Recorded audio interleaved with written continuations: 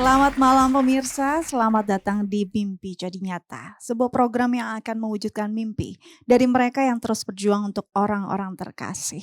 Namun sebelum itu izinkan saya mengucapkan terima kasih yang mendalam kepada Inti Sumber Baja Sakti dan juga Samudra Marine Indonesia yang terus mendukung langkah Dai TV untuk mewujudkan mimpi orang-orang hebat. Kita beri tepuk tangan. Seperti biasa pastinya di Mimpi Jadi Nyata ada beberapa dewan juri yang akan membantu kami untuk memilih siapa pejuang mimpi yang akan diwujudkan mimpinya. Kita akan kenalan satu persatu. Yang pertama ada Ibu Irawati Hendrawan. Selamat malam Ibu. Selamat malam. Selamat datang di Mimpi Jadi Nyata. Selanjutnya ada Bapak Joni Gunawan. Selamat malam Bapak. Selamat malam. Terima kasih untuk kehadirannya. Baik, selanjutnya ada Ibu Nancy Marduli. Ya, Selamat malam Ibu, cantik sekali ya malam hari ini. Terima kasih. Dan yang terakhir ada Bapak Joki Huang. Selamat malam Bapak. Selamat malam. Selamat malam dan selamat datang di Mimpi Jadi Nyata. Kita beri tepuk tangan untuk para dewan juri kita malam hari ini. Semoga kita bisa mendapatkan pejuang mimpi yang paling tepat ya untuk diwujudkan mimpinya. Baik. Selanjutnya pasti pemirsa di rumah penasaran siapa pejuang mimpi kita yang pertama? Langsung saja kita sambut Bapak Iman Sulaiman.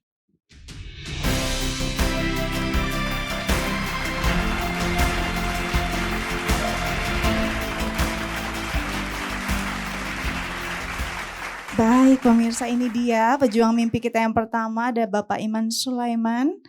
Halo Bapak Iman. Selamat datang di Mimpi Jadi Nyata. Ini Bapak bersama dengan? Abun. Bapak Abun. Sahabatan, saudaraan, atau apa nih? Dua-duanya. Dua-duanya. Aduh, beri tepuk tangan dulu dong untuk pejuang mimpi kita ini.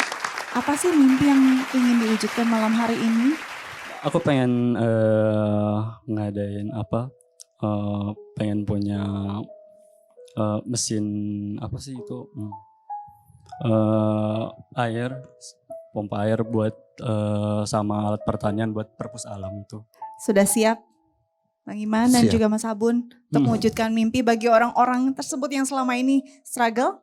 Siap ya? Banget. Silakan maju 2 langkah.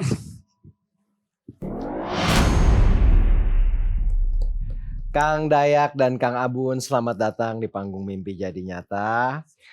Tadi di awal sempat dikatakan ada perpustakaan alam Malabar. Apa itu Kang? Boleh dijelaskan?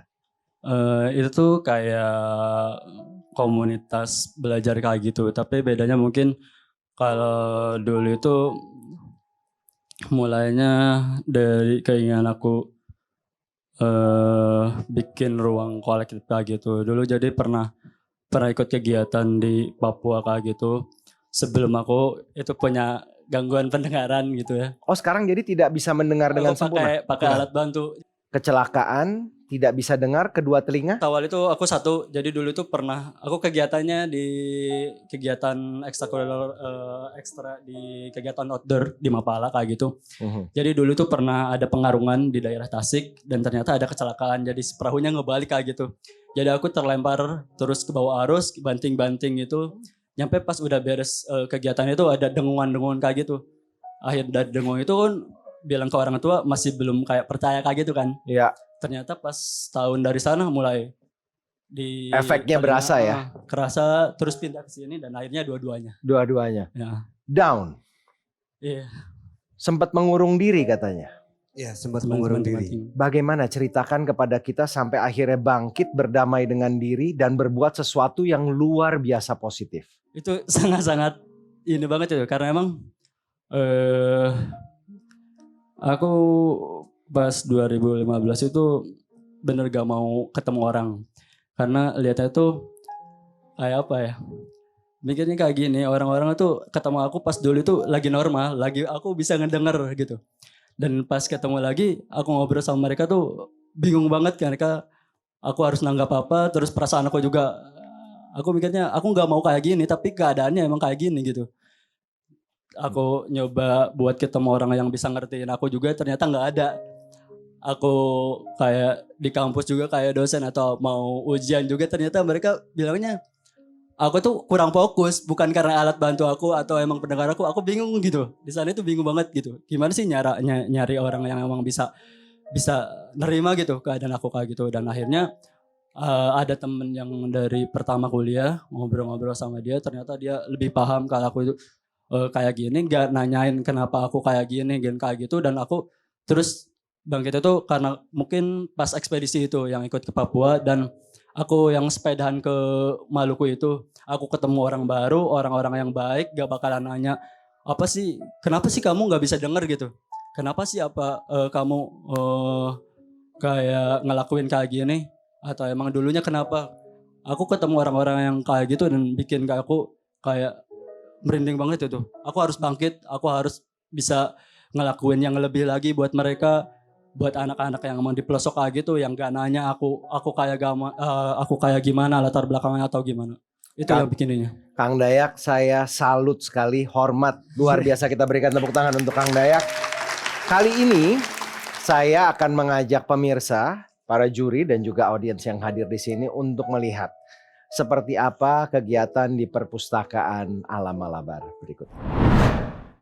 Kita pengen kayak nyari konsepnya gimana sih caranya itu kalau perpustakaan nggak cuman dia baca buku di satu tempat yang emang tertutup kayak gitu, yang penuh buku kayak gitu, tapi nggak, kita bawa yang anak-anak itu bisa baca buku di tempat-tempat terbuka dan emang kayak di pinggiran sawah, sungai kayak gitu, yang emang mereka tuh bisa langsung dipraktekin apa yang mereka baca.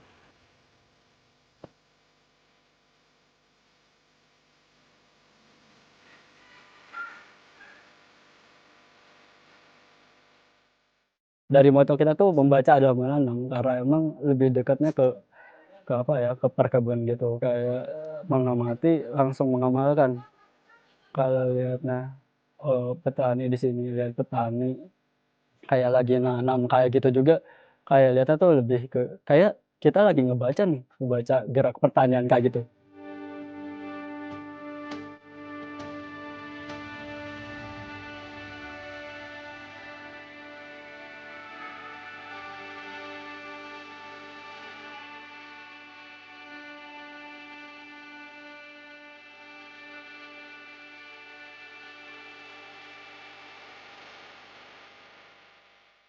Kenyataannya di sini kesadaran terhadap lingkungan emang menurun. Kayak hal kecil sampah, terus bertani. Mungkin ya kalau saya perhatikan dari generasi-generasi itu mulai menurun. Nah, kepedulian saya kepada anak-anak ya seperti itu. Kesulitannya tuh jarak dari rumah ke sini. Mungkin ya 1 kilometer lebih lah ya. Naik turun sawah, becek-becekan, lintasin air. Terus yang paling sulitnya tuh karena mereka tuh sekarang sering game online kan. Nah, itu paling sulit.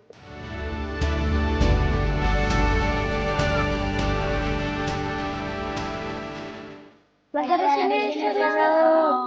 Di sini belajar setiap hari Sabtu.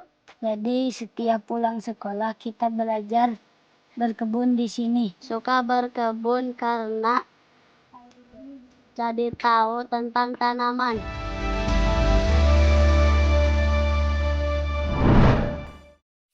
Kita berikan tepuk tangan sekali lagi untuk Kang Dayak dan Kang Abun. Dahsyat, keren, luar biasa. Anak-anak minat belajarnya, minat bacanya jadi tumbuh. Mereka juga belajar terhadap lingkungan dan juga alam. Tadi ada slogan tuh Kang Dayak, dari ladang ke piring. Apa yang kita makan, itu apa yang kita tanam. Jadi kayak bikinnya gimana sih kita kenalin ke anak-anak kalau si beras yang mereka makan itu prosesnya kayak gini. Mungkin dari pertama tandur, dari pertama ngebibitin kayak gitu. Jadi ada proses panjang yang buat mereka bisa makan sesuap nasi itu. Jadi mereka jadi kayak mikirnya tuh mungkin biar mereka lebih menghargai makanan itu. Nggak ada disisain atau apapun. Dan itu tuh kayak siapapun yang datang ke sana, ke perpus mungkin untuk bertamu, kita juga ngeyinin tuh biar mereka kalau mau makan nih dia metik sendiri kayak gitu. Jadi kita nanam kayak gitu, terus kita kalau mau masak metik dulu, metik baru ini masak. Jadi nggak kita beli dulu gitu kayak gitu, tapi kita masak dulu, ini dulu kita panen dulu, metik tiap mau ini juga. Jadi kayak nggak terlalu berlebihan gitu. Kita tahu porsi yang mau kita makan tuh berapa, jadi kita metik dulu ini dulu kayak Ya. gitu. Jadi lebih menghargai pada intinya ya. Saya mau nanya ke Kang Abun, Kang Abun. Ini kalau tadi di awal dibilang 5 bulan pertama yang datang aja gak ada gitu ya. Sampai sekarang alhamdulillah tadi lumayan rame ya. Kegiatan pasti kan hari Sabtu itu emang ada pembelajaran Ya. di sana. Hari-hari tadi ada kegiatan juga. Nah, Kang Abun ngajar pertanian tuh seperti apa yang diajarkan, Kang? Ngajar pertanian dari mulai biji. Dari mulai biji, misalkan biji cabai itu kita kasih tahu ini tuh biji cabai loh. Ini tuh biji tomat. Biji tomat sama biji cabai hampir sama ya kan. Nah setelah itu kita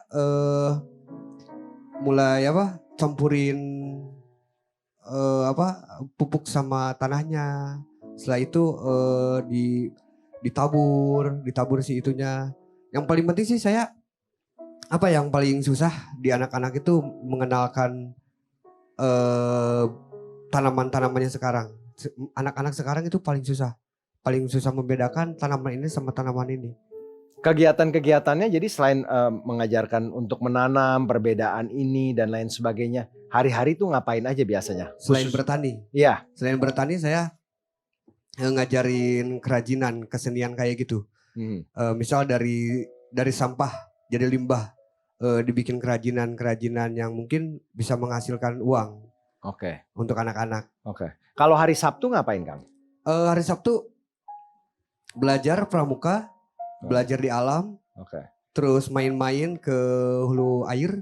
Jadi memang kegiatan di luar sekolah lah Iya, di gitu luar ya. sekolah. Ini kebanyakan emang anak-anak SD atau usia berapa aja yang pada datang ke perpustakaan? Yang alam? sekarang ini yang SD dari kelas 1 sampai kelas 5, 6. Setelah mereka pulang siang ada lagi yang bertamu misalkan belajar kesenian atau belajar mengolah bambu, mengolah limbah. Jadi perpustakaan alam ini ada di lahan ibu ya, di lahan orang tua. Keluarga mendukung kan Dayak? Keluarga sangat-sangat ngedukung karena emang cuman ya itu kalau awal-awal itu mungkin karena pas aku mau bikin perpustakaan itu prosesnya masih kuliah gitu. Jadi dulu itu orang tua kurang ngedukung karena mungkin itu, tapi ternyata walaupun dari perkataannya kayak yang kurang ngedukung, tapi sangat-sangat ngedukung karena emang pas aku pulang dari Lombok itu mereka langsung tiba-tiba ngebikinin yang perpustakaan itu yang di kandang ayam dirombak jadi perpustakaan. Terus kan yang sekarang juga kita pindah ke tempatnya yang di perkebunan itu juga dari orang tua juga ngedukung, sangat ngedukung. Jadi dari tempat yang buat nyimpen buku dan hal lain-lainnya itu dari orang tua juga. Ya. Sekarang pertanyaan saya berikutnya. Sering ikut kegiatan sosial. Di antaranya bagi-bagi buku tadi sampai 10.000 buku, dahsyat ya. Dan untuk kegiatan di perpustakaan alam ini kan butuh biaya. Dari mana biaya didapat? Itu kalau dari awal itu mungkin dari dana pribadi. Dana pribadi? Cuman mungkin kalau buat yang 10.000 buku itu buku-bukunya dari teman-teman yang donasi kayak gitu. Terus kalau pengirimannya itu dari kita jualan kaos. Jadi bikin kaos acara kayak gitu kan. Ada perpus alam jualan kaos apa, acara apa. Nah si uangnya itu dibikin buat dana kirim-kirim buku kayak gitu. Dan yang tadinya si buku-bukunya itu buat fokus ke timur aja. Tapi ternyata 2019 itu dari mulainya nyampe kemarin 2022 itu udah nyebar ke seluruh Indonesia. Yang paling jauh itu mungkin ke Pulau Karimun di barat dan di timurnya itu ke Puncak Jaya. Itu luar biasa. Jadi memang sekarang fokus di kegiatan sosial, mendedikasikan diri untuk anak-anak, untuk alam agar mereka bisa berkembang dan juga tumbuh. Jadi dari segi materi tidak dapat apa-apa ya. Memang malah keluar uang gitu ya. Luar biasa Kang Dayak. Boleh kita berikan tepuk tangan untuk Kang Dayak. Mimpinya untuk memiliki alat pertanian atau perkebunan. Bisa dijelaskan kepada para juri apa mimpinya dan akan dipergunakan untuk apa? Kalau itu tuh buat ngedukung anak-anak yang emang berkegiatan di perpus, karena awal mulanya si kegiatan berkebun itu pertama karena emang aku pengen ngedukung teman-teman yang emang kegiatan kolektif di kota. Jadi sebisa mungkin gitu ya, ngedukungnya mungkin dari bahan-bahan pangan yang aku tanam kayak gitu. Ya. Yang kedua mungkin buat kayak meningkatin lagi semangat buat anak-anak di pedesaan gitu. Bandung Selatan itu salah satu pemasok buat sayuran kayak gitu ya, buat ke kota dan juga ke Jakarta atau lainnya. Tapi dikarenakan mungkin sekarang itu minat jadi petani itu sangat-sangat kurang banget gitu. Generasi muda sekarang itu sangat kurang berminat jadi pertanian. Kayak pengen ningkatin lagi gitu, tapi nggak cuman kayak berkebun biasa aja, tapi lebih kayak konsepan yang lain lah kayak gitu. Yang kita sangat ngebutuhin peralatan kayak gitu buat kayak ngewujudin si kegiatan itu biar jadi nyata. Oke. Sekarang kita kasih juri untuk bertanya ya. Pak Joki silakan. Selamat malam Kang Dayak dan Kang Abun. Itu kegiatannya setiap hari nggak itu? Setiap hari, karena kalau kegiatan aku pribadi itu amat tinggal di sana. Jadi kalau kegiatan berkebunnya tiap hari. Tapi kalau buat volunteer karena anak-anak di ini juga buat yang berkebun itu mungkin seminggu sekali atau seminggu 2 kali. Karena emang kebanyakan yang ikut berkebun itu kalau yang dari kota gitu. Kalau yang dari ini juga ada, cuman posisinya mungkin pulang sekolah atau juga pas akhir pekan kayak gitu. Oke, dari saya cukup ya. Oke, terima kasih Makasih Pak Joki. Kita berikan tepuk tangan untuk Pak Joki. Kita beri kesempatan Ibu Irawati, kami silakan. Selamat malam Kang Dayak dan Kang Abun.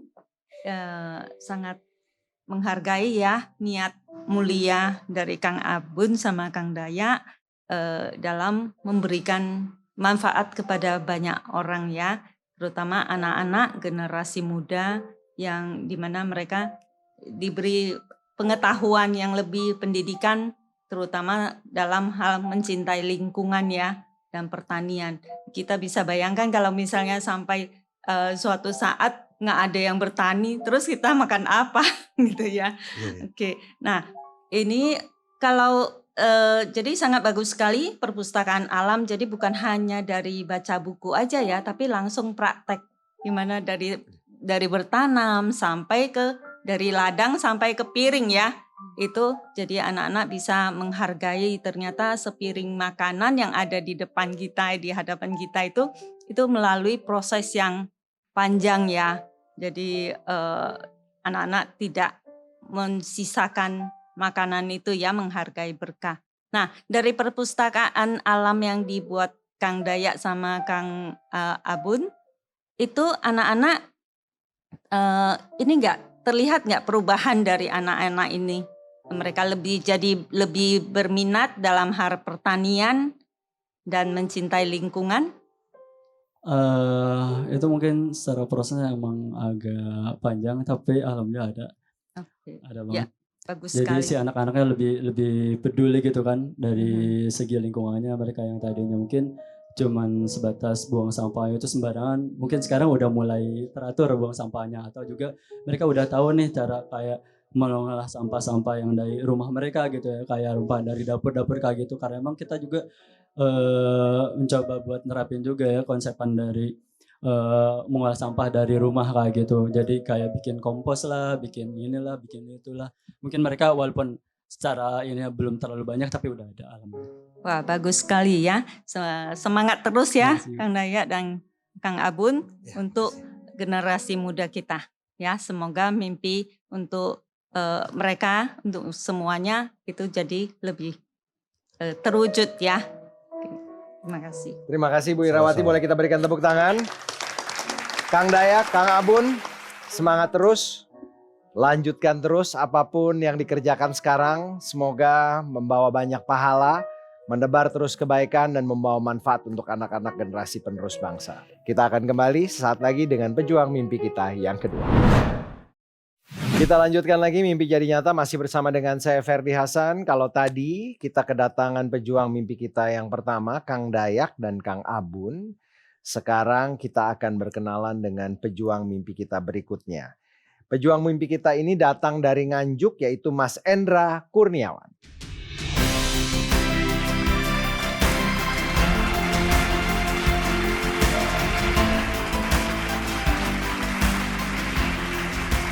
Baik pemirsa, Mas Ferdi dan juga para Dewan Juri sudah bersama saya. Pejuang mimpi yang kedua ada Mas Endra. Kita sapa terlebih dahulu. Halo, Mas Endra, apa kabar?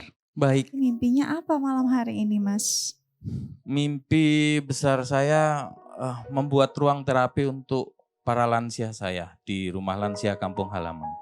Bahkan mimpinya untuk mereka ya. Betul. Luar biasa. Sudah siap untuk mewujudkan mimpinya malam hari ini? Bismillah, siap. Bismillah, silahkan maju 2 langkah. Terima kasih Dika. Selamat malam Mas Endra Kurniawan. Selamat malam. Mas, pertama-tama saya sangat respect sekali jika ada orang mengurus lansia, Mas. Karena itu membutuhkan kesabaran yang luar biasa. Kalau orang tua ke anak, walaupun gimana anak masih kecil, tapi ngurus orang tua sendiri saja kadang-kadang membutuhkan kesabaran dan itu nilai pahalanya luar biasa. Apalagi mengurus orang tua yang bukan keluarga. Ini tidak ada yang keluarga, Mas? Tidak ada. Satu pun? Tidak ada. Luar biasa. Mas, bisa diceritakan awal mulanya gimana sampai akhirnya kok bisa ngurus lansia?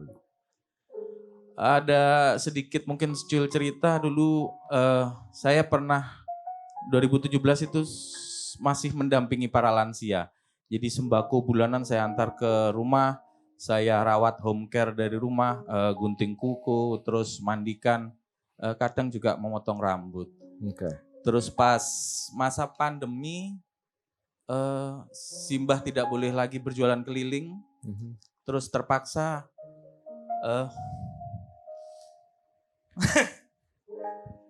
Nggak apa-apa, Mas.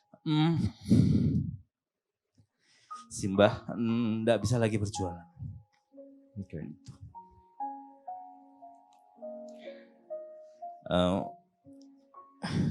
Kesulitan dalam berjalan. Lalu dari situ awal mula cerita. Mulai mengurus lansia karena tersentuh ya Mas ya. Iya. Dan si Mbah ini akhirnya dibawa pulang. Betul, ke rumah lansia saya. Rumah lansia ini ada di dalam rumah Mas jadi ya? Iya, di tanah pribadi. Ada berapa lansia sekarang diurus di rumah lansia Mas? Ada 8 untuk lansia. 8.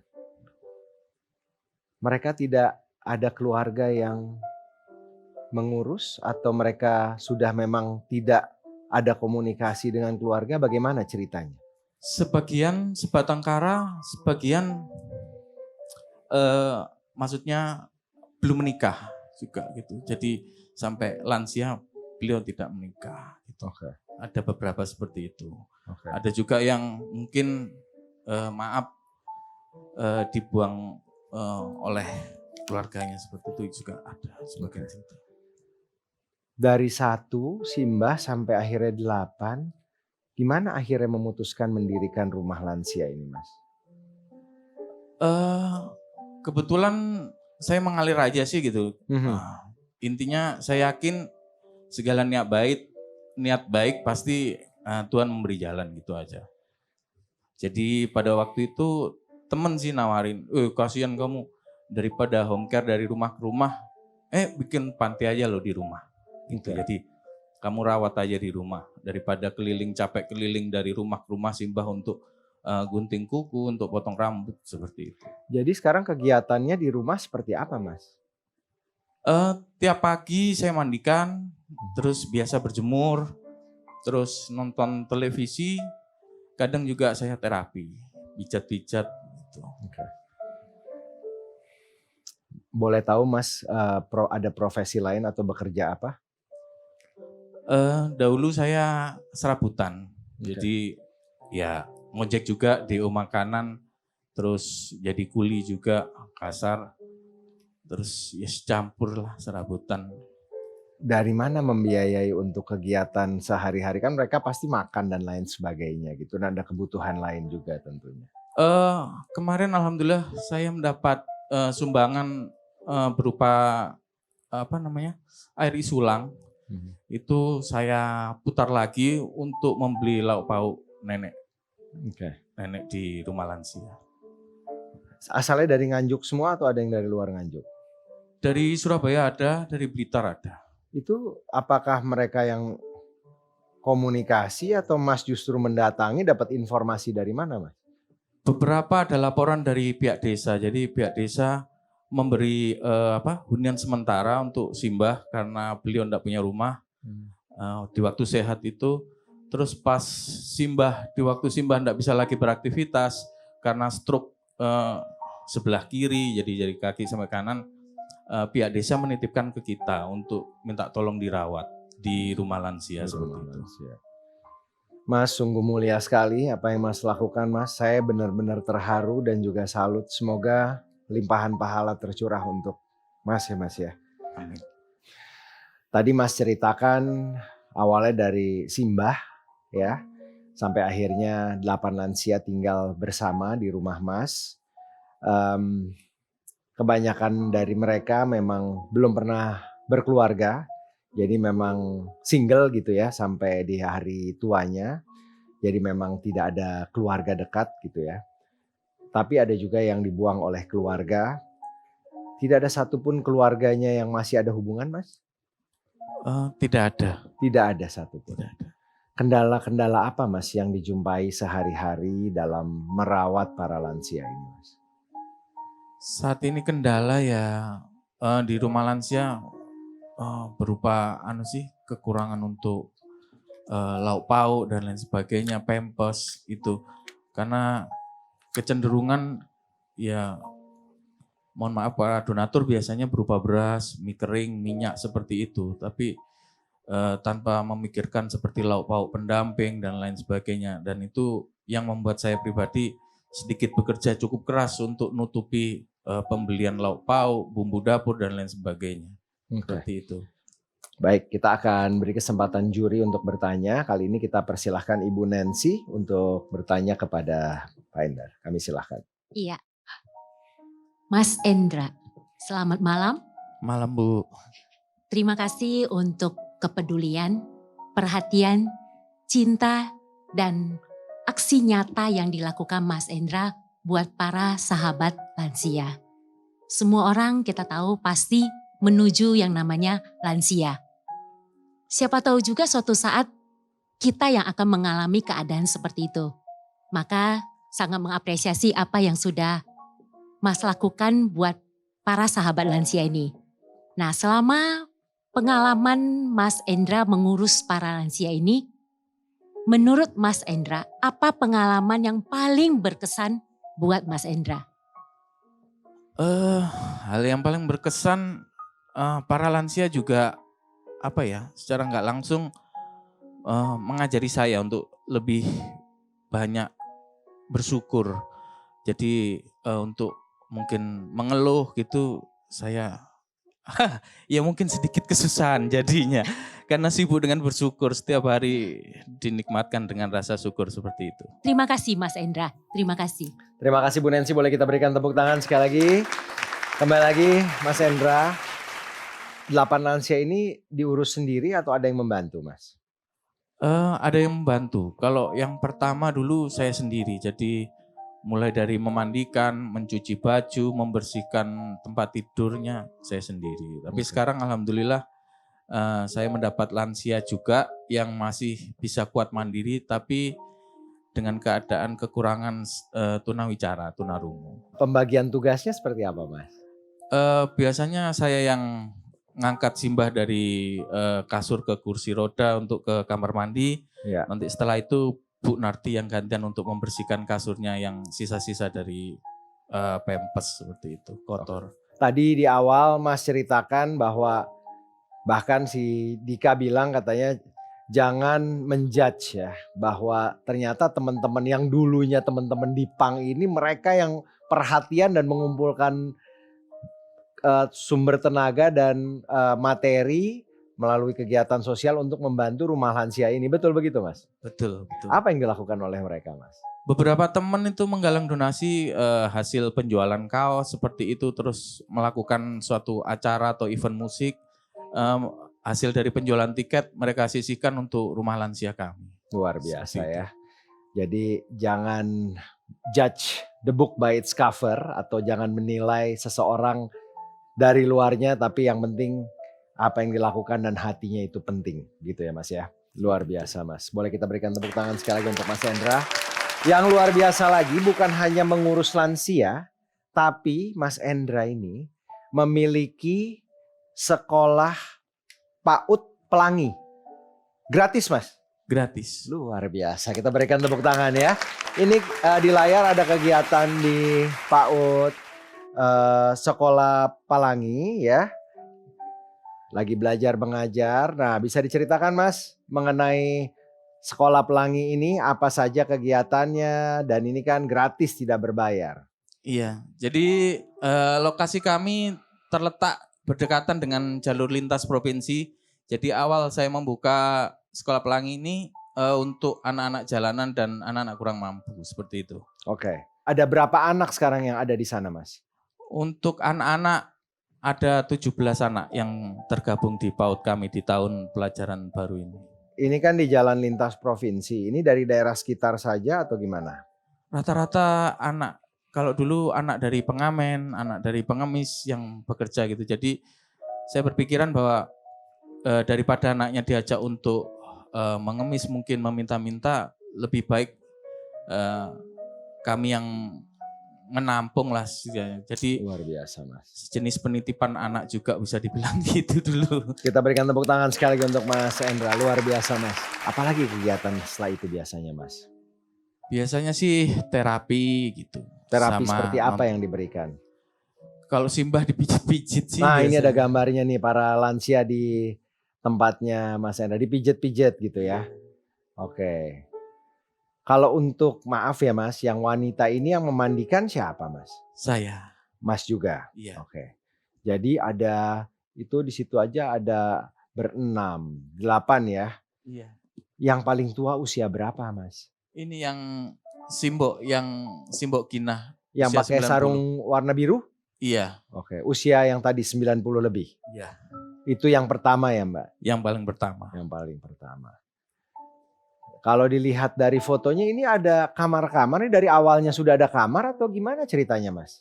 Dulu masih nyicil gitu, jadi pas kerja di bangunan bawa pulang triplek-triplek bekas, seng-seng bekas gitu.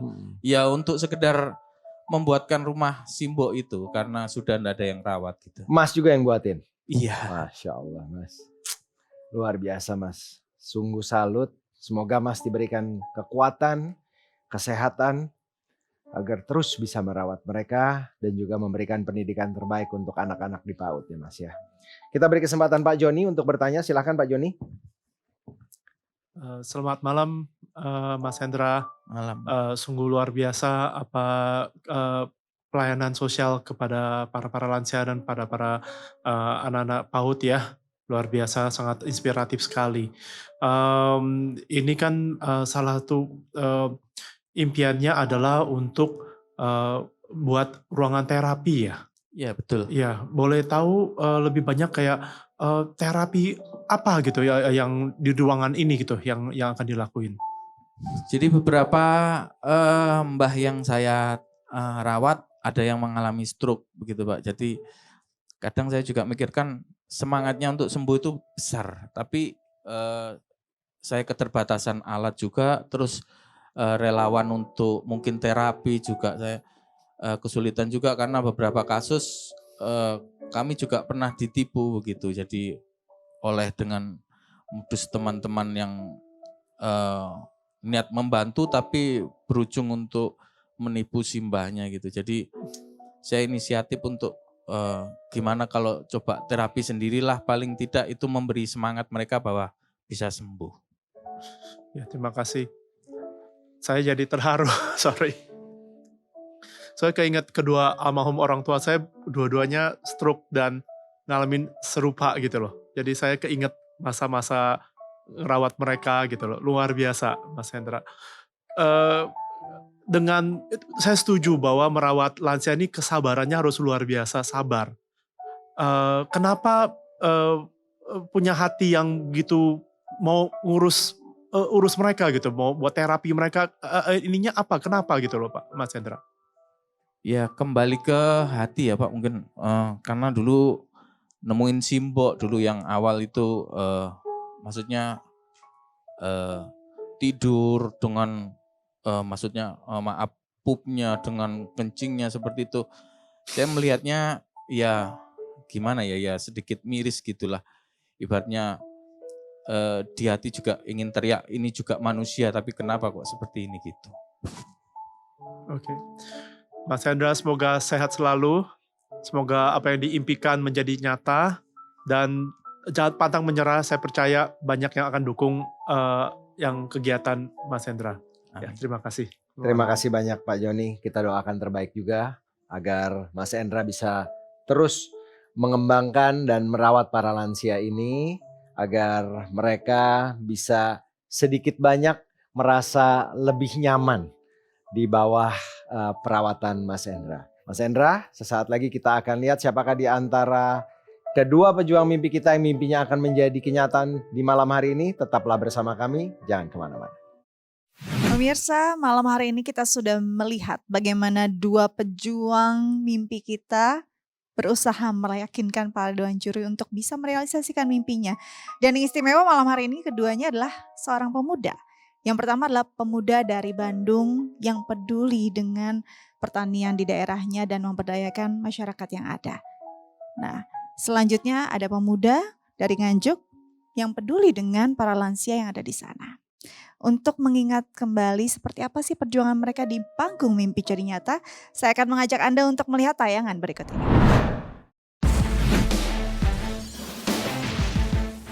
Apa sih mimpi yang ingin diwujudkan malam hari ini?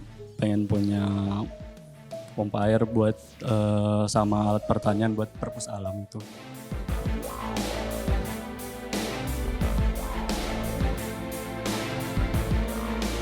Apa yang kita makan, itu apa yang kita tanam. Kita kenalin ke anak-anak kalau si beras yang mereka makan itu prosesnya kayak gini. Mungkin dari pertama tandur, dari pertama ngebibitin kayak gitu. Jadi ada proses panjang yang buat mereka bisa makan sesuap nasi itu. Jadi biar mereka lebih menghargai makanan itu. Mimpinya apa malam hari ini, Mas? Mimpi besar saya membuat ruang terapi untuk para lansia saya di rumah lansia kampung halaman.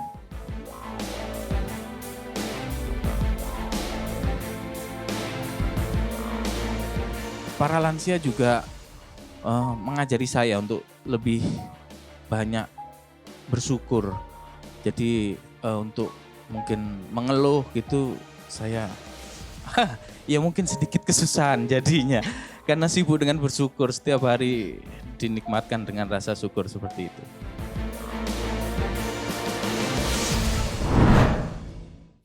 Selanjutnya kami akan mengundang kembali kedua pejuang mimpi kita ke panggung mimpi jadi nyata. Yang pertama ada Mas Dayak dan Kang Abun serta Mas Endra.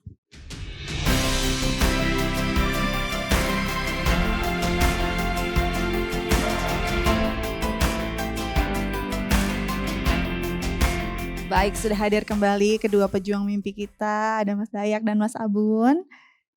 Dan juga Mas Endra ya. Deg-degan gak Mas?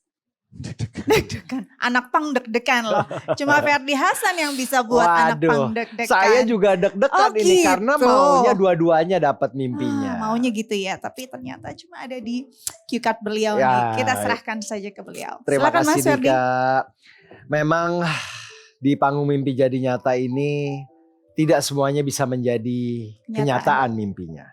Tapi harapan kami apapun hasilnya itu adalah yang terbaik dan juga bisa terus menjadikan apa yang diperjuangkan untuk orang-orang terkasih ini semakin lebih baik lagi ke depannya. Sesaat lagi kita akan menghadirkan grafik. Jika grafik berhenti di angka 1 artinya mimpi pejuang mimpi kita akan menjadi kenyataan. Tapi jika grafik berhenti di angka 2 artinya proses perwujudan mimpi yang akan diwujudkan oleh tim mimpi jadi nyata. Jika grafik berhenti di angka 3, mimpi pejuang mimpi kita tidak dapat terwujud. Mas Endra, semoga apa yang diperjuangkan untuk para lansia bisa menjadi kenyataan di malam hari ini dengan tempat terapi. Sedangkan untuk Kang Abun dan juga Kang Dayak, semoga apa yang diperjuangkan untuk anak-anak di perpustakaan alam, alat-alat berkebun dan pertanian bisa menjadi kenyataan. Segera kita akan menuju ke grafik untuk mengetahui siapakah di antara pejuang mimpi kita yang mimpinya akan menjadi kenyataan.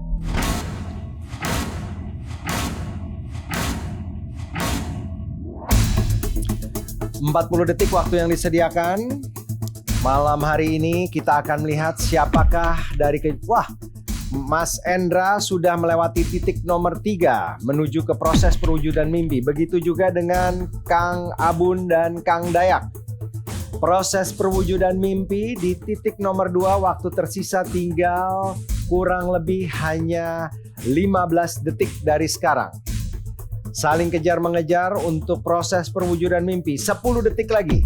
Titik nomor 2 telah dilewati oleh Mas Endar. Begitu juga dengan Kang Dayak dan Kang Abun. 3, 2, 1 dan... Selamat Kang Dayak dan juga Kang Abun.